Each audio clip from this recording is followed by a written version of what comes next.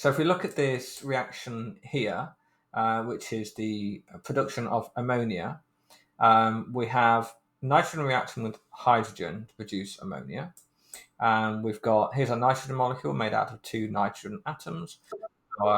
And we've got three hydrogen molecules, each one made out of two hydrogen atoms, and it produces two ammonia molecules. Each ammonia molecule has one nitrogen atom and three hydrogen atoms. So the equation is balanced. We've got six hydrogen atoms on either side, two nitrogen atoms on either side.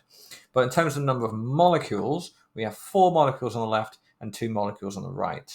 Now, independent of the size of the actual molecule, millions of molecules in a gas take up roughly the same amount of space, whatever the molecule is. So, four molecules, if we had 4 million molecules, will take up about twice as much space as 2 million molecules, even though this is ammonia and this is nitrogen and hydrogen. And so, because of that, when you increase the pressure, it's going to be easier to make this than it is to make all of this, because these don't need quite so much volume, and so by producing more ammonia and less of nitrogen and hydrogen, will actually decrease the pressure because you've got less actual total molecules there. So increasing the pressure will in this case produce more of the products. And so you compare the number of molecules and the reactants, number of molecules in the products, and if you increase the pressure, the reactions are always going to move towards whichever one has the least amount of molecules. Now, just briefly, because we've got the last few minutes, and I'll include it in this video here. What we haven't looked at is how temperature affects the rate of where equilibrium lies.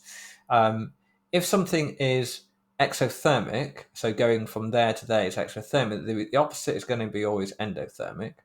So yeah, that makes sense. Okay, so if I produce ammonia, it gives out energy, which means it's going to produce heat anyway.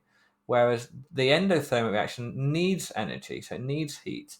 So when I increase the temperature, it actually encourages the endothermic reaction, whereas decreasing the temperature encourages the exothermic reaction. Exothermic reaction doesn't need heat because it produces its own heat. The endothermic does require heat, so by increasing the temperature, it increases the chance of the endothermic reaction happening. So high temperature will produce more of this stuff, and lower temperatures will produce more of this stuff. Okay, right, I'll just stop the video there.